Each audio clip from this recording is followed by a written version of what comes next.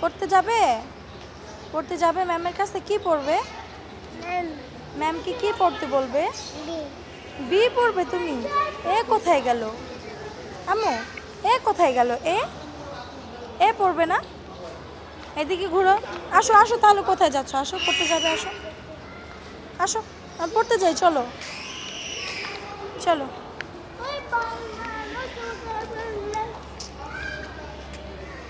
চলো আসো আসো, দেখি সবাইকে বলো তো হ্যালো। আম্মু হ্যালো বলো তো।